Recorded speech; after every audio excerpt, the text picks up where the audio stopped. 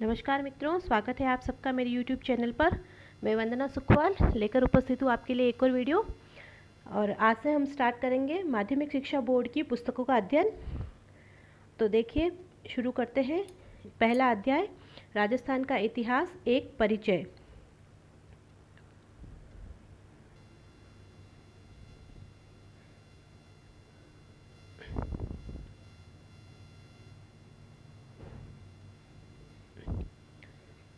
उन्नीस ईस्वी से पूर्व राजस्थान नाम से किसी भौगोलिक इकाई का अस्तित्व नहीं था। ऐसा माना जाता है कि 1800 ईस्वी में सर्वप्रथम जॉर्ज थॉमस ने इस भूभाग के लिए राजपूताना शब्द का प्रयोग किया था। इसके बाद 1829 में annuls and antiquities of Rajasthan के लेखक कर्नल जेम्स टॉड ने इस पुस्तक में इस प्रदेश का नाम रायथान या राजस्थान रखा। स्वतंत्रता के बाद जब प्रदेश की विभिन्न रियासतों का एकीकरण हुआ तो राजस्थान नाम रखा गया 30 मार्च 1949 ईस्वी को। प्राचीन साहित्य और अभिलेखों में वर्तमान राजस्थान के विभिन्न क्षेत्रों के भिन्न भिन्न नाम मिलते हैं। कुछ क्षेत्र उनकी भौगोलिक विशेषताओं के आधार पर और कुछ क्षेत्र वहां पर बसी जातियों के नाम से जाने जाते थे। राजस्थान के क्षेत्रों में प्राचीनतम नामों में जिनका उल्लेख ऋग्वेद में भी आया है, मरु, धन्व, जांगल, मत्स्य, सूरसेन आदि हैं। मरु और धन्व दोनों का अर्थ एक ही है और इनका प्रयोग जोधपुर संभाग के मरुस्थल के लिए हुआ है। जोधपुर पहले मरु फिर मरुवाड़ कहलाता था और कालांतर में इसे मारवाड़ कहा जाने लगा। जांगल शब्द का प्रयोग उस क्षेत्र के लिए किया गया है जहां क्षमी, केर या पीलू आदि होते हों। बीकानेर और नागौर के आसपास का क्षेत्र जांगल देश कहलाता था। मत्स्य, जिसका उल्लेख महाभारत में एक राज्य के रूप में हुआ है, वह अलवर और भरतपुर तक विस्तृत था। इसकी राजधानी विराटनगर थी। भरतपुर के मथुरा क्षेत्र से सटे हुए क्षेत्र धौलपुर और करौली के अधिकांश भाग शूरसेन राज्य में शामिल थे। यह भी एक प्राचीन राज्य था। महाभारत में भी इसका उल्लेख मिलता है। भौगोलिक विशेषताओं के आधार पर नामित कुछ अन्य क्षेत्र निम्नलिखित हैं। माही नदी के पास का प्रतापगढ़ का भूभाग कांठल कहलाता था, क्योंकि यह क्षेत्र माही नदी के किनारे अर्थात कांठे पर स्थित था। 56 गांवों का समूह होने के कारण प्रतापगढ़ बांसवाड़ा के मध्य का भूभाग 56 का मैदान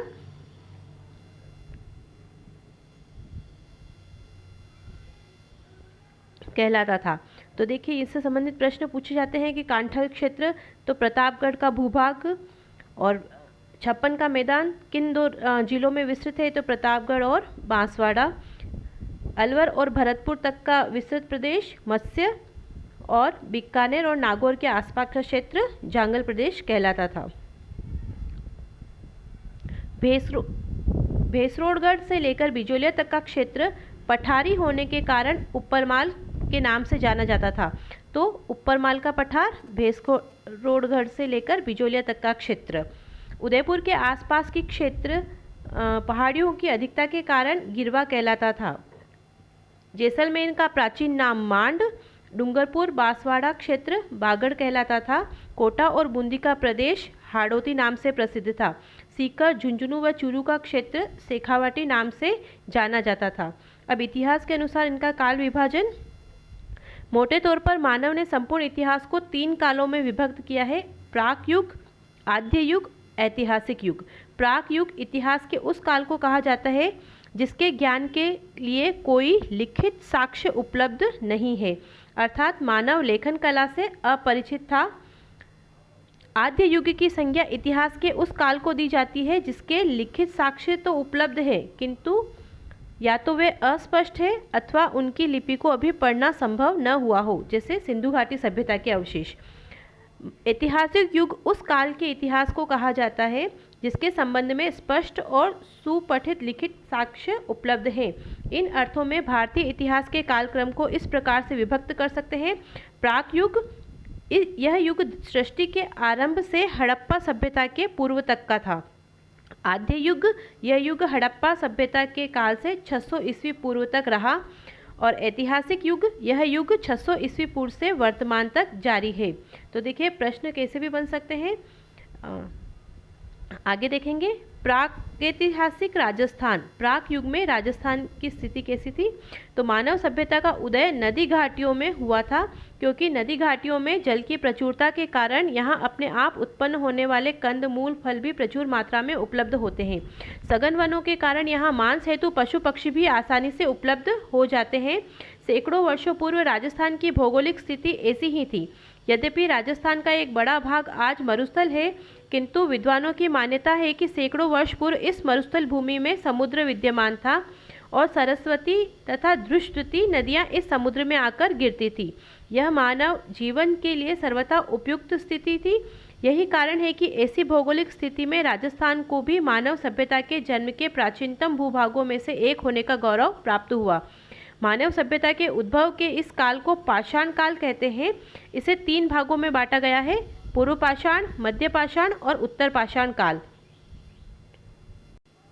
पूर्व पाषाण काल, राजस्थान में मानव का उदय कब हुआ यह निश्चित रूप से ज्ञात नहीं है, लेकिन यहाँ विभिन्न क्षेत्रों में हुए उत्खननों से प्राप्त विभिन्न प्रकार के पाषाण, विशेष रूप से क्वार्ट्जाइट पत्थर के अनेक उपकरणों से ज्ञात होता है कि आज से लगभग 2 या 1.5 लाख वर्ष पूर्व राजस्थान में एक मानव संस्कृति विद्यमान थी।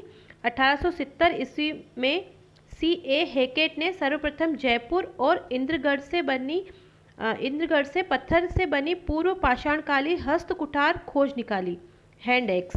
तो देखिए प्रश्न बनता है 1870 ईस्वी में C.A. हैकेट ने कहाँ खोजी? जयपुर और इंद्रगढ़ से। तो जयपुर और इंद्रगढ़ कौन से काल से संबंधित है? तो पूर्व पाषाण काल से। कुछ समय पश्चात सेटन कार ने झालावाड़ से इस युग के अनेक उपकरण खोज निकाले। इसके बाद हुए योजनाबद्ध उत्खनन में भारतीय पुरातत्व और संग्रहालय विभाग नई दिल्ली, डेक्कन कॉलेज पुणे के वीरेंद्र नाथ मिश्र, राजस्थान पुरातत्व एवं संग्रहालय विभाग के R.C. अग्रवाल, डॉक्टर विजय कुमार, हरिश्चंद्र मिश्रा आदि विद्वानों ने राजस्थान की पूर्व पाषाणकालीन सभ्यता और संस्कृति के विभिन्न पक्षों को सामने लाने में सराहनीय योगदान दिया। इनके प्रयत्नों से राजस्थान के अजमेर, अलवर, चित्तौड़गढ़, भीलवाड़ा, जयपुर, झालावाड़, जालोर, जोधपुर, पाली, टोंक आदि क्षेत्रों की नदियों, विशेष रूप से चंबल, बनास और उनकी सहायक नदियों के किनारे पूर्व पाषाणकालीन उपकरण प्राप्त हुए। जालोर से इस युग के उपकरणों की खोज का श्रेय B. ऑल्चिन को है। स्पष्ट है कि उपर्युक्त संपूर्ण भूभाग पूर्व पाषाणकालीन संस्कृति का प्रसार क्षेत्र था। अब मध्य पाषाण काल। मध्य पाषाण काल में मानव सभ्यता के क्रमिक विकास की कहानी की दूसरी कड़ी के रूप में राजस्थान के प्रागैतिहासिक काल में मध्य पाषाण काल रहा है। पश्चिम राजस्थान में लूनी और उसकी सहायक नदियां, चित्तौड़ की बैडज नदी घाटी और विराटनगर से मध्य पाषाणकालीन उपकरण मिले हैं। इस काल के उपकरण छोटे, हल्के और कुशलता से निर्मित हैं। यह उपकरण jasper, agate, chert, carnelian, quartzite, chalcedony आदि पाषाणों से बने हैं, जिनमें blade, engraver, triangle, crescent, trapeze, scraper, pointer आदि उल्लेखनीय हैं। पत्थर से बने उन छोटे उपकरणों को माइक्रोलिथ, लघु पाषाण उपकरण कहा जाता है। तो माइक्रोलिथ किसे कहते हैं? पत्थर से बने छोटे उपकरणों को। तो देखिए एक एक लाइन को अगर पढ़ेंगे तो हर एक लाइन से प्रश्न बन रहा है। उत्तर नव पाषाण काल। भारत के अन्य भागों की भांति राजस्थान में भी उत्तर अर्थात नव पाषाणकालीन सभ्यता का उदय हुआ था। राजस्थान के अजमेर, नागौर, सीकर, झुंझुनू, जयपुर, उदयपुर, चित्तौड़, जोधपुर आदि स्थानों से उत्तर पाषाणकालीन सभ्यता के अनेक उपकरण प्राप्त हुए हैं, जिनमें भीलवाड़ा के बागोर और मारवाड़ के तिलवाड़ा नामक स्थानों से प्राप्त उपकरण विशेष रूप से उल्लेखनीय है। तो ये स्थानों का नाम दे दिया जाता है और पूछा जाता है कि ये किससे संबंधित हैं। तो जैसे बागोर, मारवाड़ का तिलवाड़ा जो संबंधित है नव पाषाण काल से। अब देखिए राजस्थान में धातु काल। ताम्रपाषाण, ताम्र एवं ताम्र कांस्य काल। धातु काल के अंतर्गत राजस्थान के भी अनेक स्थानों से ताम्रपाषाण व ताम्रकाल के अवशेष मिले हैं, जो तत्कालीन युग के राजस्थान के मानव के सांस्कृतिक विकास पर पर्याप्त प्रकाश डालते हैं। राजस्थान की ताम्रकालिक संस्कृति के प्राचीन स्थलों में गणेश्वर, देखिए इनके नाम बहुत इंपॉर्टेंट है तो आप इनको विशेष ध्यान रखें। कालीबंगा, गिलूंड, आहड़ एवं झाड़ोल, पिंड पांडलिया, कुराड़ा, साबणिया, पुंगल, नंदलालपुरा, किराड़ोत, चीथवाड़ी, एलाना, बूढ़ा पुष्कर, कोल माहोली, मलाह आदि विशेष रूप से उल्लेखनीय हैं। लोह काल, ताम्र और कांस्य काल के पश्चात लोहे का ज्ञान और उसका प्रयोग मानव इतिहास की युगांतकारी घटना थी। तो देखिए ये स्थान जो दिए हुए हैं और कौन से जिले में है, तो जिले भी पूछे गए हैं। तो एक बार फिर से अपन देख लेते हैं इसको जिलों के नाम के साथ। तो मेरे साथ साथ में बोलते जाना, गणेश्वर, सीकर, कालीबंगा, हनुमानगढ़, गिलूंड, राजसमंद, आहड़, झाड़ोल, उदयपुर, पिंड पांडलिया, चित्तौड़गढ़, कुराड़ा, नागौर, साबनिया व पुंगल, बीकानेर, नंदलालपुरा, किराड़ोत व चीथवाड़ी, जयपुर, एलाना, जालोर, बूढ़ा पुष्कर, अजमेर, कोल माहोली, सवाई माधोपुर, मलाह, भरतपुर। अब देखिए लोह काल, इसने कृषि उपकरणों तथा हथियारों की गुणवत्ता को बढ़ाकर सारे परिदृश्य को ही बदल दिया। राजस्थान में नोह, भरतपुर, जोधपुरा, जयपुर, सुनारी, झुंझुनू, रेड, टोंक आदि स्थानों से लोह संस्कृति के समय के अनेक हथियार और उपकरण मिले हैं। नोह से प्राप्त लोहे के अवशेष भारत में लोह युग के आरंभ होने की सीमा रेखा निर्धारित करने के महत्वपूर्ण स्रोत हैं। जोधपुरा एवं सुनारी से लोहे के गलाने की भट्टियाँ और अस्त्र शस्त्र तथा उपकरण बनाने के कारखाने व अवशेष मिले हैं। रेड को तो लोह सामग्री की प्रचुरता के कारण प्राचीन राजस्थान का टाटानगर की संज्ञा दी गई है। लोह काल के पश्चात भारत के अन्य भागों की भांति राजस्थान में भी सलेटी रंग की चित्रित मृदभांड संस्कृति पेंटेड ग्रेवेयर (PGW) का उदय हुआ। इस संस्कृति के अवशेष विराटनगर व जोधपुरा, जयपुर में, सुनारी, नोह आदि स्थानों से मिले हैं। इस संस्कृति का उदय लगभग 600 ईसा पूर्व में हुआ था। इसके पश्चात भारतीय इतिहास के साथ राजस्थान के इतिहास का भी ऐतिहासिक युग प्रारंभ हो जाता है। अब देखेंगे हम राजस्थान की प्राचीन सभ्यताएं। सबसे पहली है कालीबंगा सभ्यता। प्राचीन बृहस्पति और सरस्वती नदी घाटी, वर्तमान में घग्गर नदी का क्षेत्र, हड़प्पा सभ्यता से भी प्राचीन कालीबंगा की सभ्यता विकसित हुई। राजस्थान के हनुमानगढ़ जिले में स्थित यह सभ्यता आज से 6000 वर्ष से भी अधिक प्राचीन मानी जाती है। इस स्थल का कालीबंगा नाम से खुदाई के दौरान प्राप्त काली चूड़ियों के कारण पड़ा है, क्योंकि पंजाबी भाषा में बंगा का अर्थ चूड़ी होता है। सर्वप्रथम 1952 में अमलानंद घोष ने इसकी खोज की। तत्पश्चात 1961-62 में बीबी लाल बीके थापर द्वारा यहाँ उत्खनन कार्य करवाया गया। तो सन और किसने खोज की, किसने उत्खनन किया, ये भी बहुत महत्वपूर्ण है। उत्खनन के इस सभ्यता के 5 स्तर सामने आए। कितने स्तरों में सभ्यता का प्रकटीकरण हुआ है? 5 स्तर पर। प्रथम 2 स्तर तो हड़प्पा सभ्यता से भी प्राचीन है। वह तीसरे, चौथे व 5वें स्तर की सामग्री हड़प्पा सभ्यता के सामग्री समान व समकालीन है। तो देखिए पहले 2 तो हड़प्पा से भी प्राचीन है और बाकी पिछले 3 हड़प्पा जो सामग्री है उसके समान है। इस आधार पर कालीबंगा की सभ्यता को 2 भागों में बांटा गया है, प्राक हड़प्पा सभ्यता और हड़प्पा सभ्यता। कालीबंगा सुव्यवस्थित रूप से बसा हुआ नगर था। मकान बनाने में मिट्टी की ईंटों को धूप में पकाकर प्रयुक्त किया जाता था। उत्खनन से प्राप्त मिट्टी के बर्तन एवं अनेक अवशेष पतले और हल्के थे तथा उनमें सुंदरता व सुडौलता का अभाव है। बर्तनों का रंग लाल है, जिन पर काली व सफ़ेद रंग की रेखाएं खींची है। यहाँ से जुते हुए खेत के साक्ष्य, ऐसा अनुमान है कि लोग एक खेत में 2 फसलें उगाते थे। कालीबंगा से मिले कब्रिस्तान से यहाँ के निवासियों की शवाधान पद्धतियों की जानकारी मिलती है। साथ ही एक बच्चे के कंकाल की खोपड़ी में 6 छिद्र मिले हैं, जिसे मस्तिष्क क्षोधी बीमारी के इलाज का प्रमाण माना जाता है। यहाँ से प्राप्त खिलौना बैलगाड़ी, हवन कुंड, लकड़ी की नाली, बेलनाकार मुहर का हड़प्पा सभ्यता में अपना विशिष्ट स्थान है। देखिए जो मैं अंडरलाइन करती जा रही हूँ वो मोस्ट इम्पोर्टेंट है, उन्हें तो आपको याद रखना ही है। अब देखेंगे आहड़ सभ्यता। आहड़ सभ्यता उदयपुर शहर के पास बहने वाली आहड़ नदी, आयर नदी के तट पर बसे आहड़ के उत्खनन के फलस्वरूप 4000 वर्ष पुरानी सभ्यता और धातु युगीन के अवशेष सामने आए हैं। ये सभ्यता एक टीले के नीचे दबी हुई प्राप्त हुई थी, जिसे धूलकोट यानी धूल अर्थात मिट्टी का टीला कहते हैं।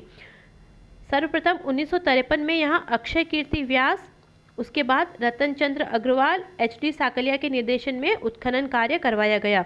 इस सभ्यता के लोग मकान बनाने में धूप में सुखाई गई ईंटों और पत्थरों का प्रयोग करते थे। आहड़ के लोग अपने मृतकों को गहनों और आभूषणों के साथ दफनाते थे। वे इनके मृत्यु के बाद भी जीवन की अवधारणा का समर्थन होने का प्रमाण है। उत्खनन में मिट्टी के बर्तन सर्वाधिक मिले हैं, जो आहड़ को लाल काले मिट्टी के बर्तन वाली संस्कृति का प्रमुख केंद्र सिद्ध करते हैं। आहड़ का दूसरा नाम ताम्रवती नगरी भी मिलता है, जो यहाँ तांबे के औजारों एवं उपकरणों के अत्यधिक प्रयोग के कारण रखा गया होगा। उत्खनन में प्राप्त ठप्पों से यहाँ रंगाई छपाई व्यवसाय के उन्नत होने का अनुमान भी लगाया गया है। तो अब देखिए, इस तरह से प्रश्न बन सकता है कि आहड़ सभ्यता के बारे में असत्य कथन है, तो ये जो पैराग्राफ दिया हुआ है इनसे संबंधित कोई भी कथन देकर उसमें एक किसी और सभ्यता का उसमें डाल देंगे और फिर वो असत्य कथन हमारा हो जाएगा।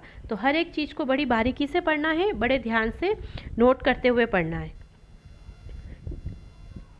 गिलूण सभ्यता राजसमंद जिले में स्थित गिलूण कस्बे में बनास नदी के तट पर 2 टीलों के उत्खनन के फलस्वरूप आहड़ संस्कृति से जुड़ी सभ्यता प्रकाश में आई, जिसे बनास संस्कृति के नाम से भी पुकारा जाता है। तो अभी जैसे प्रश्न बनता है, बनास संस्कृति के नाम से किस सभ्यता को जाना जाता है, तो ऑप्शन गिलूण सभ्यता करेक्ट होगा। 1957-58 में बीबी लाल के निर्देशन में यहाँ उत्खनन कार्य किया गया। तत्पश्चात 1998 से 2003 के मध्य पूना के डॉक्टर VS सिंधे, पेंसिल्वेनिया विश्वविद्यालय, अमेरिका के प्रोफेसर गैगरी पोशल के निर्देशन में यहाँ उत्खनन किया गया। उत्खनन से ताम्रयुगीन सभ्यता के अवशेष मिले हैं, जिसका समय 1900 से 1700 ईस्वी पूर्व निर्धारित किया गया है। गिलूण से 5 प्रकार के मिट्टी के बर्तन मिले हैं। देखिए 5 प्रकार के मिट्टी के बर्तन: सादे, काले, पॉलिशदार, भूरे, लाल और काले चित्रित मृदभांड। उत्खनन में मिट्टी के खिलौने, पत्थर की गोलियां एवं हाथी दांत की चूड़ियों के अवशेष मिले हैं। आहड़ में पक्की ईंटों, आग में पकाई हुई मिट्टी के ईंटों का उपयोग नहीं हुआ है, जबकि गिलूण में इनका प्रचुर प्रयोग हुआ है। तो क्या क्या मिला है? मिट्टी के खिलौने, पत्थर की गोलियां, हाथी दांत की चूड़ियाँ। बागोर सभ्यता भीलवाड़ा जिले में स्थित बागोर कोठारी नदी के तट पर डॉक्टर VN मिश्र के निर्देशन में 1967 से 1970 ईस्वी तक उत्खनन कार्य किया गया। उत्खनन के दौरान यहाँ प्रागैतिहासिक काल की सभ्यता के अवशेष प्राप्त हुए हैं, जो 4 से 5,000 वर्ष पूर्व के माने गए हैं। यहाँ से बड़ी संख्या में लघु पाषाण उपकरण मिले हैं, जो इस सभ्यता के निवासियों के आखेटक होने को प्रमाणित करते हैं। बागोर से तांबे के उपकरण प्राप्त हुए हैं, जिनमें छेद वाली सुई सबसे महत्वपूर्ण है। यहाँ से कृषि व पशुपालन के साक्ष्य भी प्राप्त हुए। तो ये कृषि और पशुपालन के साक्ष्य कहाँ प्राप्त हुए, ये प्रश्न तो कई बार परीक्षाओं में पूछा जा चुका है। बागोर मध्य पाषाणकालीन सभ्यता का स्थल एवं लघु पाषाण उपकरण का प्रमुख केंद्र था। आगे देखेंगे गणेश्वर सभ्यता।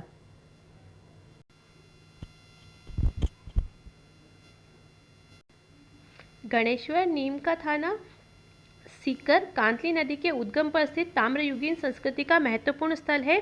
रतन चंद्र अग्रवाल के निर्देशन में हुए उत्खनन में यहाँ 2800 ईसा पूर्व की सभ्यता के अवशेष मिले हैं। गणेश्वर से अत्यधिक मात्रा में तांबे के आयुध व उपकरण मिले हैं। इसे ताम्रयुगीय सभ्यताओं में प्राचीनतम सिद्ध करती है। यहाँ से प्राप्त तांबे के उपकरणों व पात्रों में 99% तांबा है, जो इस क्षेत्र में तांबे की प्रचुर प्राप्ति का प्रमाण है। यहाँ से जो मिट्टी के बर्तन प्राप्त हुए हैं, उनमें कृपशवर्णी मृदपात्र कहते हैं। देखिए कृपशवर्णी मृदपात्र, यह बर्तन काले व नीले रंग से सजाए हुए हैं। गणेश्वर भारत की ताम्र सभ्यताओं की जननी माना जाता है। यहाँ से तांबा हड़प्पा व मोहनजोदड़ो को भी भेजा जाता था। अन्य महत्वपूर्ण प्राचीन सभ्यताएं: भीनमाल जालोर की सभ्यता भी एक महत्वपूर्ण सभ्यता है, जिसका उत्खनन RC अग्रवाल ने करवाया था। यहाँ से एक रोमन एम्फोरा,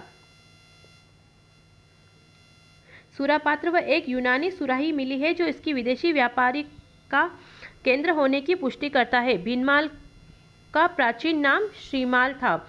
इस प्रकार ईसवाल उदयपुर से प्राक ऐतिहासिक कालीन सभ्यता के प्रमाण मिले हैं। यहाँ से समृद्ध लौह उद्योग के साक्ष्य प्राप्त हुए हैं। प्राचीन मत्स्य जनपद में स्थित बेराट, जयपुर की बीजक पहाड़ी, भीम की डूंगरी, महादेव जी की डूंगरी से हड़प्पा सभ्यता व मौर्य काल के अवशेष प्राप्त हुए हैं। दयाराम साहनी, नीलरतन बनर्जी, कैलाश नाथ दीक्षित जैसे विद्वान इसके उत्खनन से जुड़े हुए थे। बेराट से एक गोल मंदिर, अशोक के स्तंभ के अवशेष प्राप्त हुए हैं। बेराट से के समीप अशोक का भाब्रुश अभिलेख प्राप्त हुआ है, जो अशोक के बौद्ध धर्म का अनुयायी होने का सबसे पुख्ता प्रमाण माना जाता है।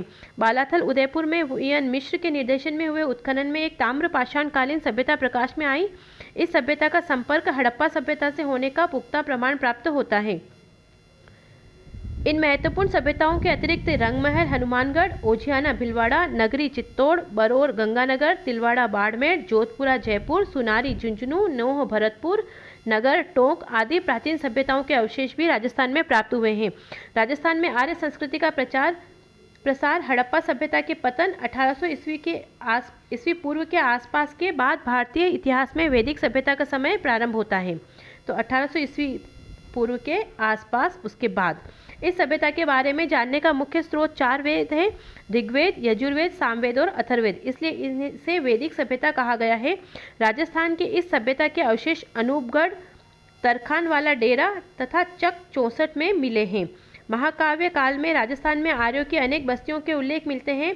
रामायण से ज्ञात होता है कि राम रावण युद्ध के समय जब दक्षिण सागर ने अपने ऊपर सेतु बनवाना स्वीकार नहीं किया, तो भगवान राम ने उसे भयभीत करने के लिए खींचा हुआ अपना अमोघ अस्त्र राजस्थान की ओर फेंका था, जिससे यहाँ समुद्र के स्थान पर मरुस्थल हो गया।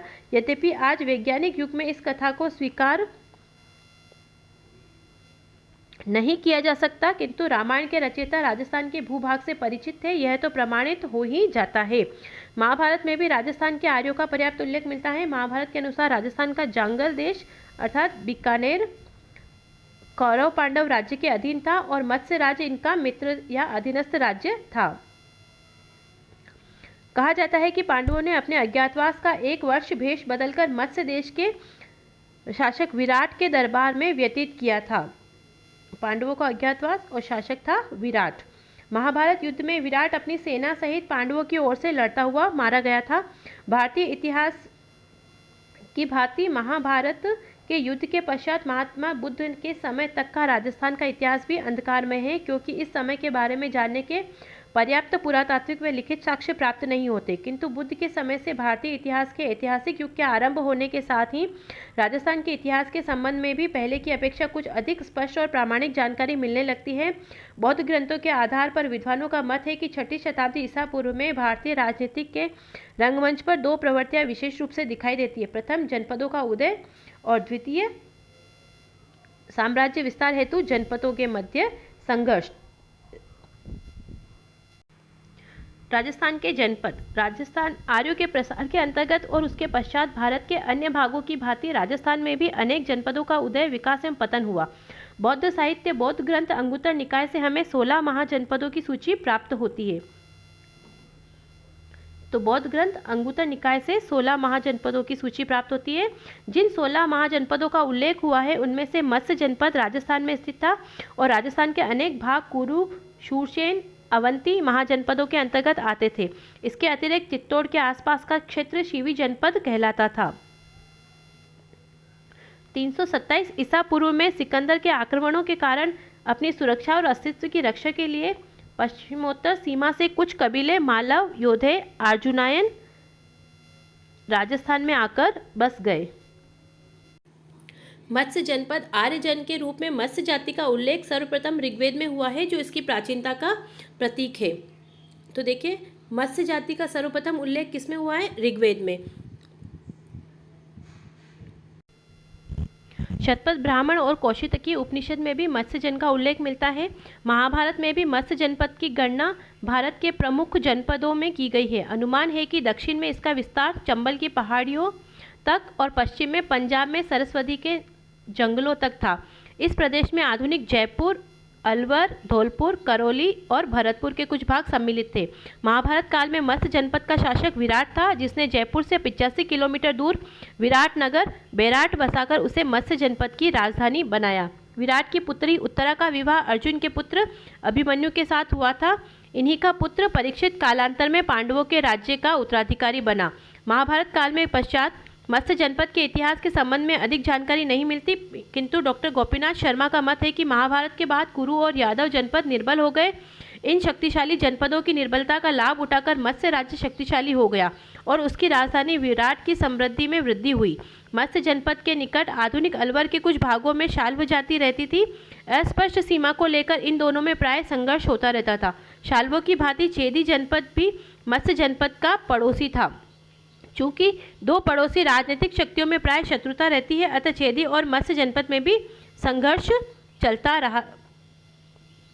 इस अवसर पर चेदी राज्य ने पूर्ण शक्ति के साथ मत्स्य राज्य पर आक्रमण कर मत्स्य जनपद को चेदी जनपद में मिला लिया। अनुमान है कि मत्स्य जनपद अधिक समय तक चेदी जनपद के अधीन नहीं रहा और कुछ समय बाद ही उसकी अपनी स्वतंत्रता पुनः प्राप्त कर ली। कुछ समय बाद ही मत्स्य जनपद मगध की साम्राज्यवाद नीति का शिकार हो गया। मगध के सम्राटों ने भारत के अन्य जनपदों की भांति मत्स्य जनपद को भी जीतकर मगध साम्राज्य में शामिल कर लिया। मौर्य के शासनकाल में मत्स्य जनपद मौर्य साम्राज्य के अंतर्गत आता था। मत्स्य जनपद की राजधानी विराटनगर, बेराट से प्राप्त अशोक का शिलालेख और अन्य मौर्य युगीन अवशेष इस तथ्य की पुष्टि करते हैं। राजपूतों की उत्पत्ति।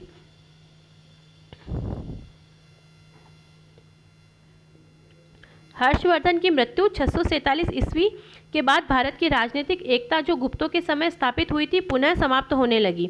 उत्तर भारत में अनेक छोटे छोटे राज्यों की स्थापना हुई। वे राज्य आपस में संघर्षरत थे। इन संघर्षों के परिणाम स्वरूप जो नए राजवंश उभरे वे राजपूत राजवंश कहलाते हैं। इन नवीन राजवंशों का महत्व इसी तथ्य से पुष्ट होता है कि भारत की पूर्व मध्यकालीन इतिहास इन राजपूत राजवंशों का इतिहास ही है। देखिए, पूर्व मध्यकालीन इतिहास राजपूत राजवंशों का इतिहास है, इसलिए इस काल को राजपूत काल के नाम से जाना जाता है। प्रसिद्ध इतिहासकार स्मिथ ने लिखा है कि वे अर्थात राजपूत हर्ष की मृत्यु के बाद से उत्तर भारत पर मुसलमानों के आधिपत्य तक इतने प्रभावशाली हो गए थे कि 7वीं शताब्दी के मध्य से 12वीं शताब्दी की समाप्ति तक के समय को राजपूत युग कहा गया। तो ये कोटेशन भी दे सकते हैं कि उक्त कथन किसके द्वारा कहा गया है, तो इतिहासकार V.A. स्मिथ के द्वारा। राजपूत कौन थे, यह प्रश्न आज भी उलझा हुआ है। विद्वानों ने इस विषय में अनेक मत प्रतिपादित किए हैं, किंतु कोई भी मत ऐसा नहीं है कि पूरी तरह से सर्वमान्य हो। गौरीशंकर हीराचंद ओझा ने राजपूती की उत्पत्ति के विषय में राजपूत शब्द का नया प्रयोग नहीं किया।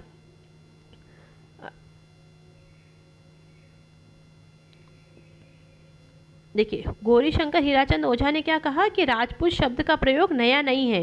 प्राचीन काल के ग्रंथों में इसका व्यापक प्रयोग मिलता है। चाणक्य के अर्थशास्त्र, कालिदास के नाटकों व बाणभट्ट के हर्षचरित तथा कादंबरी में इस शब्द का प्रयोग किया गया है। चीनी यात्री हेनसांग ने, जो कि हर्षवर्धन के समय आया था, राजाओं को कहीं क्षत्रिय और कहीं राजपूत लिखा है। डॉक्टर ओझा द्वारा सुझाया गया यह मत सर्वमान्य नहीं है। राजपूत शब्द का प्रयोग एक जाति के अर्थ में मुसलमानों के आगमन से पूर्व प्राप्त नहीं हुआ है। यद्यपि शासक वर्ग यानी क्षत्रियों के लिए राजपुत्र शब्द का प्रयोग अवश्य किया जाता था। आगे की पंक्तियों में हम इन संबंध में महत्वपूर्ण विद्वानों के मत का अध्ययन करेंगे, उनके मत व अन्य विद्वानों की टिप्पणियों को भी जानेंगे।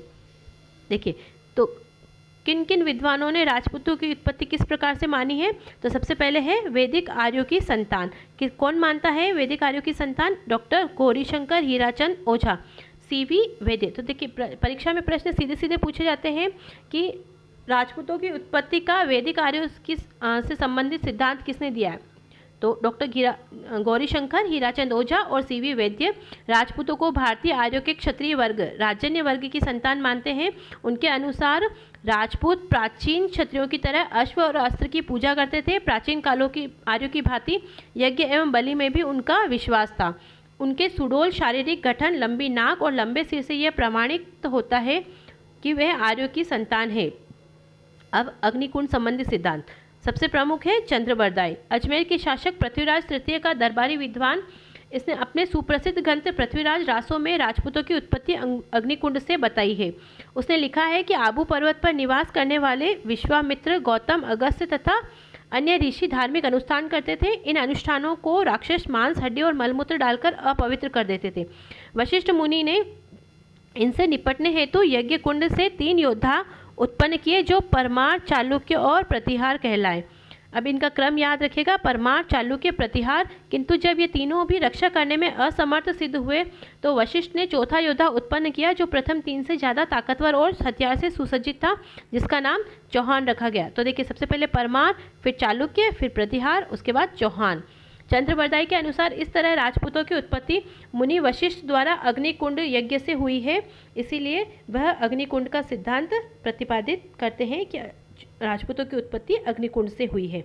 यद्यपि आज के वैज्ञानिक युग में इस कथा को स्वीकार नहीं किया जा सकता, किंतु इस कथा में अंतर्निहित संकेतों को विद्वानों ने समझने का प्रयास किया है।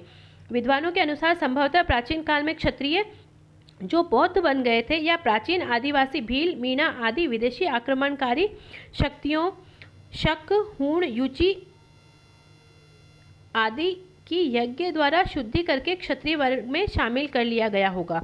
यह कथा इस घटना की साहित्यिक प्रस्तुति हो। ठीक है, तो विदेशी जातियाँ कौन सी थी? शक, हूण, युचि। इनके आक्रमणों से बचने के लिए पुनः क्षत्रिय वर्ग को इनसे लड़ने के लिए तैयार किया गया था। ब्राह्मणों से उत्पत्ति का सिद्धांत। सर्वप्रथम डॉक्टर भंडारकर DR भंडारकर ने गुहिल राजपूतों की उत्पत्ति नागर ब्राह्मणों से बताई है। तो देखिए प्रश्न बनता है कि ब्राह्मणों की राजपूतों की उत्पत्ति नागर ब्राह्मणों से बताने वाले विद्वान कौन से हैं? Doctor DR Bhandarkar. राजपूतों के ब्राह्मण वंशी होने के साक्ष्य के रूप में भंडारकर बिजोलिया शिलालेख का उल्लेख करते हैं, जिसमें वासुदेव चौहान के उत्तराधिकारी सामंत को वत्स गोत्रीय ब्राह्मण बताया गया है। तो देखिए बिजोलिया शिलालेख में राजपूतों को बताया गया है वत्स गोत्रीय ब्राह्मण। इसके अतिरिक्त उनके अनुसार राजशेखर ब्राह्मण का विवाह अवंती सुंदरी के साथ होना चौहानों का ब्राह्मण वंश से उत्पत्ति का अकाट्य प्रमाण है। डॉक्टर गोपीनाथ शर्मा ने भी मेवाड़ के गुहिलोतों को नागर जाति के ब्राह्मण गुहे दत्त का वंशज बताया है। मेवाड़ के महाराणा कुंभा ने भी जयदेव के गीत गोविंद की टीका में यह स्वीकार किया है कि गुहिलोतो नागर ब्राह्मण गुहे दत्त की संतान है। देखिए कितने फैक्चुअल प्रश्न बन रहे हैं, किंतु यह अन्य इतिहासकार खासकर डॉक्टर दशरथ शर्मा इस मत को स्वीकार नहीं करते। उनके अनुसार कई बार राजपूत अपने पुरोहित को गोत्र अपना लेते हैं, इस कारण यह भ्रम हो जाता है कि राजपूत ब्राह्मण थे। डॉक्टर दशरथ शर्मा इस मत का तर्क सहित खंडन करते हैं। तो ब्राह्मणों की उत्पत्ति मानने वाले डॉक्टर BR भंडारकर और गोपीनाथ शर्मा। अब विदेशियों की संतान किसने कहा है राजपूतों को? देखते हैं। राजस्थान के इतिहास लेखक जेम्स टोड ने राजपूत शक अथवा शीतियन जाति के वंशज हैं। तो देखिए विदेशियों से संतान बताने वाले भी विदेशी ही हैं। टॉड ने अग्निकुंड की कहानी को स्वीकार करते हुए इसी आधार पर राजपूतों की विदेशी जाति का प्रमाणित होने का प्रयास किया है। देखिए तो टॉड अप्रत्यक्ष रूप से अग्निकुंड सिद्धांत को भी समर्थन देते हैं। उनका मत है कि यह विदेशी जातियां 6ठी शताब्दी ईस्वी के लगभग आक्रमणकारी के रूप में भारत आई और इन्हीं विदेशी विजेताओं को जब वे शासक बन बैठे तो उन्हें अग्नि संस्कार द्वारा पवित्र कर वर्ण व्यवस्था के अंतर्गत क्षत्रिय वर्ग में मिला लिया। टॉड ने राजपूतों की शक व शीतियन प्रमाणित होने के लिए तर्क दिया है कि राजपूतों के रीति रिवाज शक, शीतियन और हुणों से मिलते हैं, जैसे अश्वपूजा, अश्वमेध, अस्त्र पूजा, अस्त्र शिक्षा। अतः दोनों ही जातियां एक ही हैं। प्रसिद्ध इतिहासकार VA स्मिथ ने लिखा है कि राजपूत जाति 8वीं या 9वीं शताब्दी में अचानक प्रकट हुई थी। स्मिथ ने राजपूतों को हुणों की संतान बताया है। इन मतों को स्वीकार नहीं किया जा सकता। प्रथम तो राजपूतों ने स्वयं को कभी विदेशी नहीं बताया। इसके अतिरिक्त वे अपनी उत्पत्ति सूर्य एवं चंद्र से बताते हैं। राजपूतों के रीति रिवाज शक या शीतियन के रीति रिवाज से साम्यता स्थापित करना भी अनुचित है, क्योंकि उनके रीति रिवाज शक कुषाणों के आने से पूर्व भी भारत में प्रचलित थे। सूर्य की पूजा भारत में वैदिक काल से ही प्रचलित थी और अश्वमेध यज्ञ भी यहाँ पहले से ही ज्ञात था, जैसा कि महाकाव्यों के साक्ष्य में प्रमाणित होता है। उपयुक्त समस्त विवरण से स्पष्ट है कि राजपूतों की उत्पत्ति के संबंध में विद्वानों के बीच मतभेद है। ऐसी परिस्थिति में अधिकांश विद्वान राजपूतों को भारतीय आर्यों के वंशज स्वीकार करते हैं, जिससे विदेशी रक्त भी सम्मिलित है। यह भी स्थापित सत्य है कि जो भी विदेशी जातियां भारत में आई और स्थायी रूप से यहीं निवास करने लगी, उन्होंने भारतीय सभ्यता और संस्कृति को अपना लिया तथा हिंदू समाज ने स्वयं में उनको समाहित कर लिया। डॉक्टर कानूनगो ने ठीक ही लिखा है कि अग्निकुंड की कहानी इस प्रगति के युग में नहीं चल सकती। उनकी सूर्य अथवा चंद्र से उत्पत्ति एक काल्पनिक सत्य हो सकता है। राजपूत चाहे किसी भी रूप में जन्मे हों, लेकिन यह सत्य है कि इतिहास में उन्होंने महाकाव्य काल के क्षत्रियों की परंपरा को बनाए रखा। तो ये कथन किसका है? डॉक्टर कानूनगो का। अब देखेंगे राजस्थान के प्रमुख राजपूत वंशों का परिचय। गुहिल वंश व इस वंश के प्रतापी शासक। सबसे पहला है गुहिल वंश। उदयपुर, राजसमंद, चित्तौड़गढ़, प्रतापगढ़ तथा अनेक आसपास का क्षेत्र मेवाड़ कहलाता था। गुहिल वंश ने मुख्यतः मेवाड़ में शासन किया। इस वंश का नामकरण इस वंश के प्रतापी शासक गुहिल के नाम से हुआ। गुहिल वंश की उत्पत्ति और मूल स्थान के बारे में अनेक मत प्रचलित है। अबुल फजल ने इन्हें ईरान के शासक नो शेखों से संबंधित करता है, तो कर्नल टॉड इन्हें वल्लभी के शासकों से संबंधित मानता है। नैन्सी व गोपीनाथ शर्मा इन्हें ब्राह्मण होने का मत प्रतिपादित करते हैं। डॉक्टर गौरीशंकर हीराचंद ओझा का मानना है कि 566 ईस्वी के लगभग गुहिल ने अपना शासन स्थापित किया। गुहिल के बाद मेवाड़ का प्रतापी शासक बप्पा हुआ। बप्पा रावल 734 से 753 ईस्वी। राज प्रशस्ति के अनुसार बप्पा ने 734 ईस्वी में चित्तौड़ के शासक मानमोरी को पराजित कर चित्तौड़ पर अधिकार कर लिया। बप्पा की राजधानी नागदा थी। बप्पा ने कैलाशपुरी में एकलिंग जी का मंदिर बनाया और ये लकुलिश संप्रदाय से संबंधित है। एकलिंग जी गुहिल वंश के कुलदेवता हैं। गौरीशंकर हीराचंद ओझा के अनुसार बप्पा का वास्तविक नाम कालभोज था। बप्पा कालभोज की उपाधि थी। वीर विनोद के रचनाकार कविराज श्यामल दास ने लिखा है कि बप्पा किसी राजा का नाम नहीं अपितु खिताब था। ऐसी मान्यता है कि बप्पा चित्तौड़ के शासक मानमोरी के यहाँ सेवा में था। जब चित्तौड़ पर विदेशी सेना का हमला हुआ तो उसने मुकाबले की चुनौती बप्पा ने स्वीकार की और उन्हें सिंध तक खदेड़ दिया। इतिहासकार सीवी वैद्य उनकी तुलना चार्ल्स मार्टेल, फ्रांसीसी सेनापति जिसने यूरोप में सर्वप्रथम मुसलमानों को परास्त किया था, से करते हैं। तो चार्ल्स मार्टेल से कौन तुलना करता है? सीवी वैद्य। जैत्र सिंह 1213 से 1253 ईस्वी। गुहिलों के एक वंशज जैत्र सिंह ने परमारों से चित्तौड़गढ़ छीनकर उसे अपनी राजधानी बनाया। वह 1227 ईस्वी में भूताला के युद्ध में दिल्ली के गुलाम वंश के सुल्तान इल्तुतमिश को पराजित किया, जिसका वर्णन जयसिंह सूरी के ग्रंथ हमीर मर्दन में मिलता है। इस ग्रंथ में इल्तुतमिश को हमीर कहा गया है। डॉक्टर गौरीशंकर हीराचंद ओझा ने जैत्र सिंह की प्रशंसा करते हुए लिखा है, दिल्ली के गुलाम वंश के सुल्तानों के समय में मेवाड़ के राजाओं में सबसे प्रतापी और बलवान राजा जैत्र सिंह ही हुआ, जिसकी वीरता की प्रशंसा उसके विरोधियों ने भी की है। तो ये कथन किसका है? डॉक्टर गौरीशंकर हीराचंद ओझा जी का। अब देखिए रतन सिंह 1302 से 1303 ईस्वी। रावल रतन सिंह को 1303 ईस्वी में दिल्ली के सुल्तान अलाउद्दीन खिलजी के आक्रमण का सामना करना पड़ा था, जिसका कारण अलाउद्दीन की साम्राज्यवादी महत्वाकांक्षा व चित्तौड़ की सैनिक एवं व्यापारिक उपयोगिता थी। 1540 ईस्वी में मालिक मोहम्मद जायसी द्वारा लिखित पद्मावत में अलाउद्दीन खिलजी के चित्तौड़ आक्रमण का कारण रावल रतन सिंह की पत्नी पद्मिनी को प्राप्त करना बतलाया गया है। डॉक्टर दशरथ शर्मा इस मत को मान्यता प्रदान करते हैं। अलाउद्दीन की सेना से लड़ते हुए रतन सिंह व उसके सेनापति गोरा और बादल वीर गति को प्राप्त हुए। रानी पद्मिनी ने 1600 महिलाओं के साथ जौहर कर लिया। इस युद्ध में अलाउद्दीन खिलजी का समकालीन इतिहासकार अमीर खुसरो भी सम्मिलित था। उसने अपने ग्रंथ खजाइन उल फुतूह में इस आक्रमण का वर्णन किया है। अलाउद्दीन ने अपने पुत्र खिजरखा को चित्तौड़ का प्रशासक नियुक्त किया और चित्तौड़ का नाम खिजराबाद कर दिया। रतन सिंह मेवाड़ के गुहिल वंश की रावल शाखा का अंतिम शासक था। तो आप पिछले प्रश्न देखेंगे, प्रश्न पत्र उठा के देखेंगे तो हर एक लाइन से प्रश्न बना हुआ है। बहुत ही महत्वपूर्ण है ये पाठ हमारे लिए।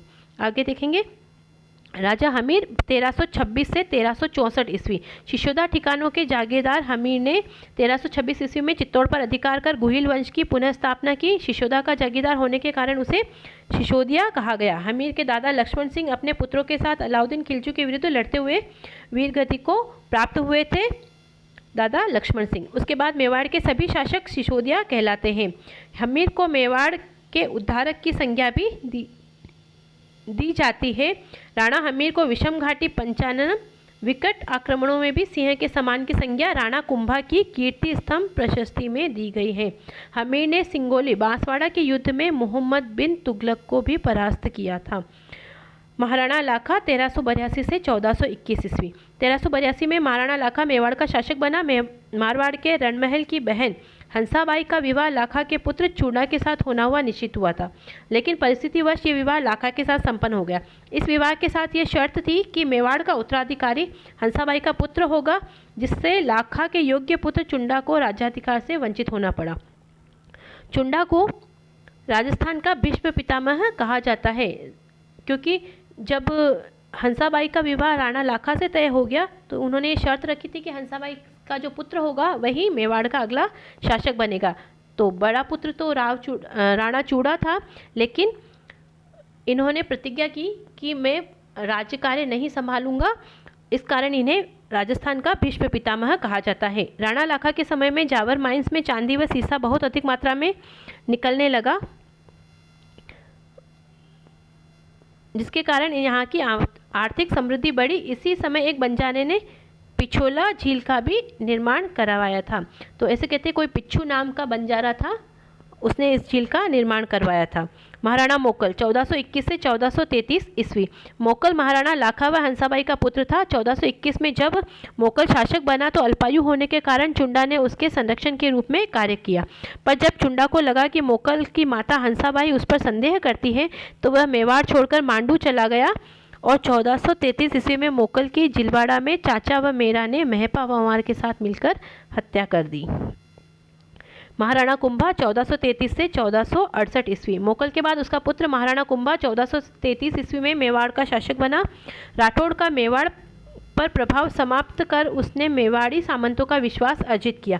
कुंभा ने चित्तौड़गढ़ एवं कुंभलगढ़ को अपनी शक्ति का केंद्र बनाया। 1433 ईस्वी में सारंगपुर के युद्ध में मालवा के शासक महमूद खिलजी को परास्त कर बंदी बना लिया। इस विजय के उपलक्ष्य में कुंभा ने कीर्ति स्तंभ का निर्माण करवाया। नागौर के उत्तराधिकार को लेकर मेवाड़ व गुजरात के मध्य युद्ध हुआ था, जिसमें गुजरात की पराजय हुई। 1453 ईस्वी में कुंभा ने मारवाड़ से मंडोर छीन लिया, परंतु बाद में संधि कर अपने पुत्र रायमल का विवाह मारवाड़ की राजकुमारी से करवा दिया।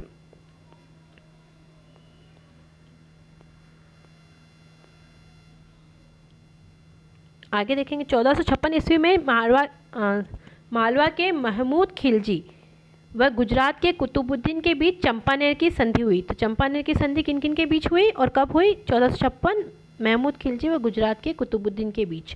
इस संधि में यह तय किया गया कि दोनों शासक मिलकर महाराणा कुंभा पर आक्रमण करके उसे हराकर उसके राज्य को बांट लेंगे। 1457-58 में गुजरात व मालवा के शासकों ने मेवाड़ पर आक्रमण किया, मगर कुंभा की कूटनीति से दोनों शासकों में मतभेद पैदा होने के कारण वे सफलता प्राप्त नहीं कर सके। ऐसा माना जाता है कि कुंभा ने 32 दुर्गों का निर्माण करवाया, जिनमें सिरोही, अचलगढ़, कुंभलगढ़ के दुर्ग विश्व प्रसिद्ध हैं। कविराज श्यामल दास भी कुंभा को मेवाड़ के 84 में से 32 दुर्गों का निर्माता बताते हैं। कुंभलगढ़ का दुर्ग अपनी विशेष भौगोलिक स्थिति एवं बनावट के कारण प्रसिद्ध है। इसका शिल्पी मंडन कुंभा ने चित्तौड़ में कुंभ स्वामी एवं श्रृंगार चरवरी का मंदिर बनवाया था। एकलिंग जी का विष्णु मंदिर, रणकपुर के मंदिर बनवाए जो अपनी विशालता एवं तक्षण कला के कारण अद्भुत है। कुंभा एक विद्वान एवं विद्यानुरागी शासक था। कान्व व्यास द्वारा रचित एकलिंग महाकाव्य से ज्ञात होता है कि वेद, स्मृति, मीमांसा, उपनिषद, व्याकरण, राजनीति में भी रुचि रखता था। संगीत राज, संगीत मीमांसा और सूड प्रबंध, देखिए प्रमुख ग्रंथ कौन कौन से हैं? संगीत राज, संगीत मीमांसा व सूड प्रबंध। ऐसा माना जाता है कि कुंभा ने चंडी शतक की व्याख्या, गीत गोविंद और संगीत रत्नाकर पर टीका लिखी। इसके काल में कवि अत्रि और महेश ने कीर्ति स्तंभ प्रशस्ति की रचना की। तत्कालीन साहित्यिक ग्रंथों एवं प्रशस्तियों में महाराणा कुंभा को महाराजाधिराज, राव राय, दान गुरु, राजगुरु, परम गुरु, हाल गुरु, अभिनव भट्टाचार्य और हिंदू सुल्तान आदि विरुद्धों से विभूषित किया गया। तो अभिनव भट्टाचार्य संगीत कला में निपुण होने के कारण उपाधि अभिनव भट्टाचार्य महाराणा कुंभा की। कुंभा निसंदेह प्रतापी शासक था, किंतु उसका अंतिम समय बड़ा कष्टमय रहा। अपने जीवन के अंतिम काल में कुंभा को उन्माद रोग हो गया और उसके पुत्र उदा ने 1468 ईस्वी में उसकी हत्या कर दी। राणा सांगा 1509 से 1528 ईस्वी। राणा संग्राम सिंह या सांगा, उसके 3 भाई पृथ्वीराज, जयमल और राज सिंह, चारों ही स्वयं को अपने पिता का उत्तराधिकारी मानते थे। इस कारण उनमें संघर्ष होना स्वाभाविक था, पर इस संघर्ष में अंततः सांगा विजयी रहा और मेवाड़ का शासक बना। इतिहास में हिंदू पद के नाम से प्रसिद्ध महाराणा सांगा 1509 में मेवाड़ का शासक बना। इस समय मालवा पर सुल्तान नासिरुद्दीन शासक कर रहा था। 1511 ईस्वी में सुल्तान की मृत्यु के बाद उत्तराधिकार का संघर्ष छिड़ गया, जिसमें एक राजपूत सरदार मेदिनी राय के सहयोग से महमूद खिलजी द्वितीय को सफलता मिली। इस सफलता से मेदिनी राय का कद बहुत बढ़ गया और अब वह एक तरह से मालवा का अप्रत्यक्ष शासक बन गया। अंततः मालवा के अमीरों ने गुजरात की सहायता से मेदिनी राय को इस स्थिति से हटा दिया। मेदिनी राय राणा सांगा की शरण में चला गया, जिससे मालवा एवं मेवाड़ के मध्य युद्ध हुआ। मालवा का सुल्तान महमूद खिलजी द्वितीय पराजित हुआ और राणा द्वारा बंदी बना लिया गया। इधर के उत्तराधिकार का प्रश्न, नागौर पर अपना प्रभाव स्थापित करने का प्रयास व मालवा के सहयोग आदि ऐसे मसले थे जिनको लेकर सांगा व गुजरात के सुल्तान मुजफ्फर के बीच संघर्ष हुआ, पर अंतिम रूप से सफलता किसी पक्ष को न मिली। 1517 ईस्वी में महाराणा सांगा ने खातौली, वर्तमान में कोटा जिले में, युद्ध में दिल्ली के सुल्तान इब्राहिम लोदी को परास्त किया 1517 ईस्वी में। इसके बाद राणा ने अपनी सेना ने बांडी के युद्ध में, धौलपुर में है ये बांडी, इब्राहिम लोदी की सेना को पुनः परास्त किया। राणा सांगा की प्रतिष्ठा बढ़ गई और राणा सांगा उत्तर भारत का शक्तिशाली शासक बन गया। 1526 ईस्वी में बाबर ने पानीपत के युद्ध में इब्राहिम लोदी को परास्त कर आगरा पर अधिकार कर लिया। बाबर ने राणा सांगा पर विश्वासघात का आरोप लगाकर उसके विरुद्ध कूच कर दिया। बाबर के अनुसार राणा सांगा ने उससे वादा किया था कि जब वह इब्राहिम लोदी पर आक्रमण करेगा तो सांगा उसकी मदद करेगा, किंतु राणा सांगा ने उसकी कोई मदद नहीं की, मगर इस आरोप की पुष्टि कहीं नहीं होती है। चूंकि दोनों ही शासक शक्तिशाली और महत्वाकांक्षी थे, अतः दोनों के मध्य युद्ध निश्चित था। यद्यपि खानवा के मैदान में राणा सांगा पराजित हुआ, पर इससे पहले बयाने के युद्ध फरवरी 1527 ईस्वी में उसने बाबर को पराजित किया था। तो एक बार पराजित किया था 1527 में बयाना के युद्ध में राणा सांगा ने बाबर को। 17 मार्च 1527 ईस्वी को खानवा के मैदान में बाबर और राणा सांगा के मध्य युद्ध हुआ। तोपखाने और तुलुगमा पद्धति के कारण बाबर की विजय हुई। राणा सांगा युद्ध में घायल हुआ और उसे युद्ध मैदान से दूर ले जाया गया। जब सांगा ने अपनी पराजय का बदला लेने के लिए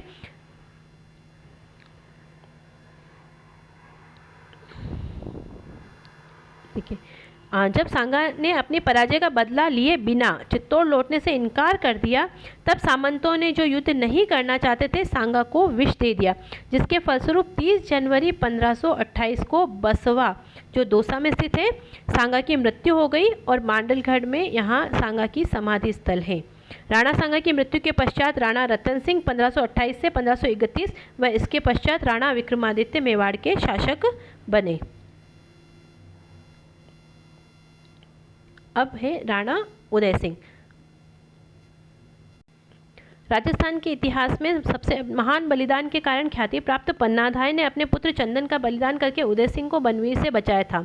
उदय सिंह को बचाकर कुंभलगढ़ में किले में रखा। यहाँ मालदेव के सहयोग से 1537 ईस्वी में उदय सिंह का राज्याभिषेक हुआ। ये मारवाड़ का मालदेव। 1540 ईस्वी में मावली उदयपुर के युद्ध में मालदेव के सहयोग से बनवीर की हत्या कर मेवाड़ की पैतृक सत्ता उदय सिंह ने प्राप्त की। उदय सिंह ने 1559 में उदयपुर नगर वसाकर उसे अपनी राजधानी बनाया। उसने उदय सागर झील, मोती मंगरी के सुंदर महलों का निर्माण करवाया। अक्टूबर 1567 में अकबर के चित्तौड़ पर आक्रमण किया।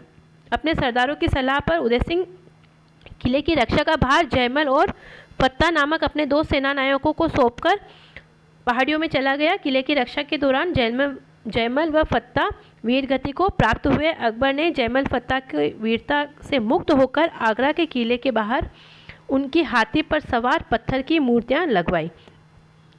अब देखिए मेवाड़ राजवंश का सबसे महान और प्रतापी शासक महाराणा प्रताप 1527 से 1597 ईस्वी। 9 मई 1540 को कुंभलगढ़ में जन्मे प्रताप 1572 ईस्वी में मेवाड़ के शासक बने। महाराणा उदय सिंह ने जगमाल को अपना उत्तराधिकारी बनाया था, मगर सरदारों ने उसे स्वीकार नहीं किया और प्रताप को गद्दी पर बिठा दिया।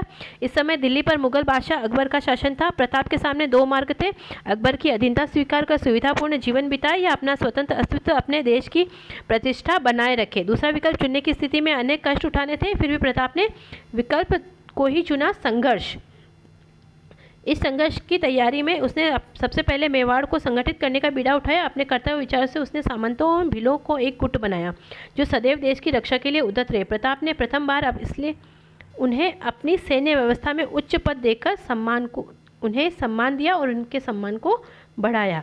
तो प्रथम बार उच्च पदों पर भीलों को किसने नियुक्त किया? महाराणा प्रताप ने। मुगलों से बचकर युद्ध का प्रबंध करने के लिए उसने गोगुंदा में अपना निवास स्थान कुंभलगढ़ स्थानांतरित कर दिया।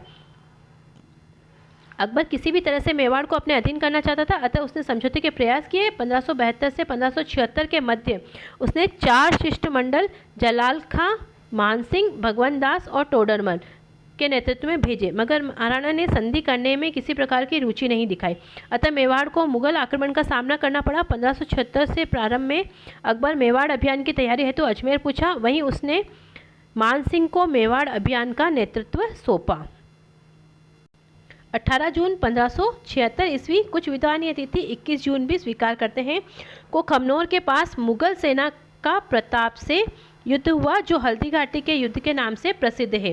प्रताप की सेना में हरावल सेना के अग्रिम दस्ते का नेतृत्व हकीम खां सूर कर रहा था, जबकि मुगल सेना में हरावल का नेतृत्व जगन्नाथ कछवाहा कर रहा था। युद्ध में प्रताप के जीवन को संकट में देखकर झाला बीदा ने प्रताप का मुकुट धारण कर युद्ध किया और प्रताप को युद्ध भूमि से दूर भेज दिया। इस युद्ध का परिणाम नहीं निकल सका, अकबर का उद्देश्य पूरा नहीं हो सका। हल्दी घाटी के युद्ध के बाद महाराणा प्रताप ने पहाड़ों में रहते हुए वहीं से मुगलों को परेशान करने के लिए धावे मारना शुरू कर दिया।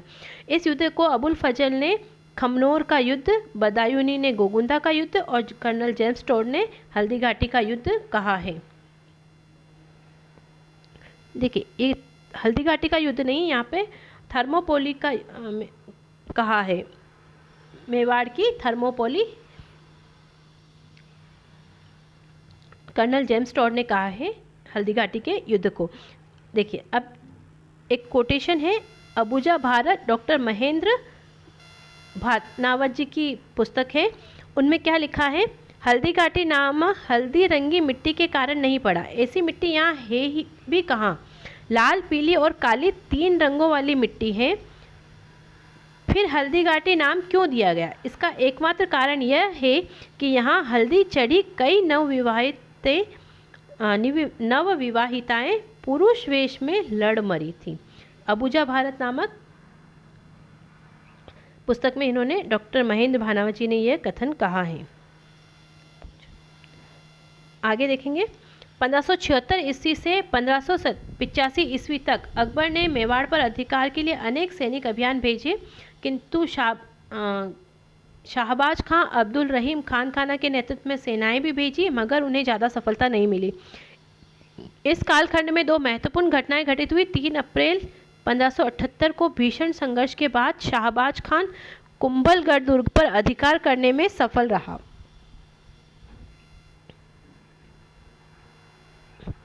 1582 ईस्वी में महाराणा प्रताप ने मुगलों के विरुद्ध दिवेर नामक सैनिक चौकी पर आक्रमण किया।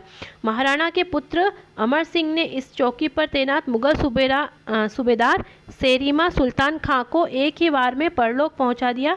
एक छोटी सी मेवाड़ी सेना की यह बहुत बड़ी सफलता थी। इस कारण दिवेर को मेवाड़ का मैराथन कहा जाता है। 1585 ईस्वी के बाद अकबर मेवाड़ की तरफ कोई अभियान नहीं भेज सका। 1585 से 1597 ईस्वी के बीच प्रताप ने चित्तौड़ एवं मांडलगढ़ को छोड़कर शेष राज्य पर पुनः अधिकार कर लिया। चावंड को अपनी राजधानी बनाया और राज्य में सुव्यवस्था स्थापित की। 19 जनवरी 1597 को प्रताप की मृत्यु हो गई। चावंड के पास बाडोली नामक गांव में प्रताप का अंतिम संस्कार किया गया। प्रताप के संबंध में कर्नल टॉड लिखते हैं कि आल्प्स पर्वत के समान अरावली में कोई भी ऐसी घाटी नहीं है जो प्रताप के किसी न किसी वीर कार्य, उज्जवल विजय और उससे अधिक कीर्तियुक्त पराजय से पवित्र न हुई हो। हल्दी घाटी मेवाड़ की थर्मोपोली और दिवेर मेवाड़ का मैराथन है। अब देखिए, महाराणा प्रताप के पुत्र अमर सिंह प्रथम। राणा अमर सिंह 1597 से 1620 ईस्वी। अमर सिंह 1597 ईस्वी में मेवाड़ का शासक बना। शासन बनने के उपरांत उसने मुगल आक्रमणों का सामना करना पड़ा। 1613 ईस्वी में जहांगीर स्वयं अजमेर पहुंचा और शाहजादा खुर्रम, जो बाद में शाहजहां के नाम से शासक बना, को मेवाड़ अभियान का नेतृत्व सौंपा। उसने मेवाड़ में लूटमार व आगजनी द्वारा संकट की स्थिति उत्पन्न कर दी। मेवाड़ के सामंत युद्धों से उब गए थे और उनकी जागीरें भी वीरान हो गई थी। अतः उन्होंने कुंवर कर्ण सिंह को अपने पक्ष में कर राणा पर मुगलों से संधि करने का दबाव डाला। सरदारों के दबाव के कारण अमर सिंह को झुकना पड़ा और मुगलों से संधि को स्वीकृति देनी पड़ी। जनवरी 1615 में मेवाड़ मुगल संधि हुई। चित्तौड़ पुनः मेवाड़ को लौटा दिया गया मगर उसकी मरम्मत नहीं की जा सकती थी। इस प्रकार विगत 90 वर्षों से चले आ रहे मेवाड़ मुगल संघर्ष का अंत हुआ। राणा अमर सिंह अपने इस कार्य से स्वयं खुश न था और उसने स्वयं को राजकार्य से विरक्त कर लिया। जहांगीर के जीवन की एक बहुत बड़ी सफलता मानी जाती है। तो देखिए इसमें मुगल संधि मेवाड़ संधि 1615 जनवरी 1615 में हुई थी, जिसके अंतर्गत शर्त थी कि मेवाड़ का महाराणा कभी भी मुगल दरबार में उपस्थित नहीं होगा और न ही मेवाड़ रियासत मुगलों के साथ कोई वैवाहिक संबंध स्थापित करेगी। और आगे देखेंगे महाराणा राज सिंह।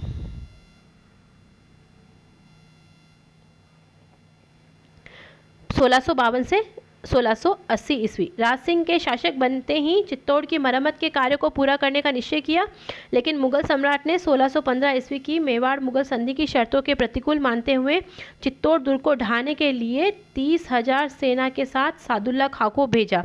राज सिंह ने मुगलों से संघर्ष करना उचित न समझकर अपनी सेना को वहां से हटा लिया।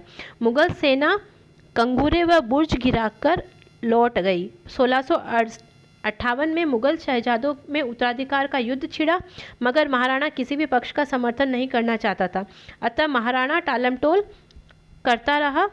जब औरंगजेब दिल्ली का शासक बना तो प्रारंभ में तो उसके संबंध राज सिंह से अच्छे रहे,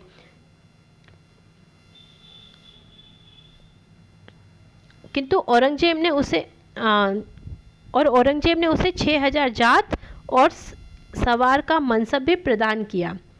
ठीक है, औरंगजेब ने 6,000 जात एवं सवार का मनसब किसे प्रदान किया? महाराणा राज सिंह को। किंतु किशनगढ़ की राजकुमारी चारुमती, जिसका विवाह औरंगजेब से होने वाला था, चारुमती से विवाह करके राज सिंह ने 1669 में औरंगजेब को अप्रसन्न कर दिया। इसके बाद 1679 में औरंगजेब द्वारा जजिया कर लगाने से राज सिंह ने विरोध किया। तो ये देखिए रीट 2021 का जो पेपर देखेंगे तो उसमें पूछा गया है कि जजिया कर लगाने का विरोध किस शासक ने किया था? मेवाड़ महाराणा राज सिंह ने। 1680 में राज सिंह की मृत्यु हो गई। अकाल प्रबंधन के उद्देश्य से राज सिंह ने गोमती नदी के पानी को रोककर राजसमंद झील का निर्माण करवाया तथा इस झील के उत्तरी किनारे पर नौचौकी नामक स्थान पर राज प्रशस्ति नामक शिलालेख लगवाया। संस्कृत भाषा में लिखित राज प्रशस्ति शिलालेख की रचना रणछोड़ भट्ट द्वारा की गई थी। यह प्रशस्ति 25 काले संगमरमर की शिलाओं पर खुदी हुई है। इसे संसार का सबसे बड़ा शिलालेख माना जाता है। तो ये थे मित्रों हमारा आज का टॉपिक। ये प्रथम अध्याय है ये। इसके आगे का अध्याय मैं अगले वीडियो में प्रस्तुत करूंगी। आशा करती हूँ कि आपको वीडियो पसंद आएगा और जो भी प्रतियोगिता परीक्षा की तैयारी कर रहे हैं उनके लिए बहुत सारी फैक्चुअल चीज़ें जो अधिकतर पुस्तकों में स्किप होती है वो भी इसमें है। तो जो भी प्रश्न माध्यमिक शिक्षा बोर्ड की पुस्तकों में दिए गए हैं तो उनके उत्तरों को भी आगे आने वाली परीक्षाओं में प्रामाणिक माना जाता है। तो इनका अध्ययन हमारे लिए बहुत अधिक आवश्यक हो जाता है। तो वीडियो को पूरा देखने के लिए बहुत बहुत धन्यवाद। मेरे चैनल को सब्सक्राइब कीजिए, वीडियो को लाइक कीजिए, शेयर कीजिए और एक बार फिर से आपका हृदय से आभार। धन्यवाद।